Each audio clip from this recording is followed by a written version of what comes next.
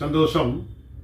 எவ்வளவுதான் நம் புகழின் உச்சியில் இருந்தாலும், புகழ் அதிகமாக நமக்கு கிடைத்தாலும் அதில் மயங்காமல் இயல்பான வாழ்க்கைக்கு செல்ல வேண்டும் என்கிறது இந்த பதிவு. ஒரு முறை ஒருவர் ஒரு நாயை வளர்த்து வந்தார். அந்நாய் வருவோர் போர் எல்லாரும் கடித்து குதறியது. எல்லோருக்கும் பயம். ஒரு முறை அந்த நாயை வளர்க்கும் அந்த மனிதன் என்ன செய்தார் என்றால், அந்த நாய்க்கு ஒரு மணியை கட்டிவிடுகிறார். அதனுடைய சத்தத்தில் எதுவும் மாட்டாமல் தப்பித்து சென்று விடுகிறார். அன்று முதல் எல்லோருக்கும் மகிழ்ச்சி. இந்த நாய்க்கு ஒரு புகழ்ச்சி என்னவென்றால், என்னை பாராட்டி தான் இந்த மணியை கட்டியிருக்கிறார் என்று தனக்குள்ளே புகழ்ந்தே இருந்ததாம்.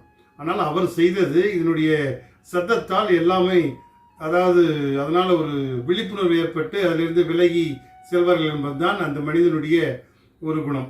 இதை இந்த நாய் தவறாக புரிந்து கொண்டு என்னை பாராட்டுகிறார்கள் சொல்லி இந்த மணியை கட்டி தன்னை மதிமயங்கி இந்த நாயின் தெரிந்ததாம்.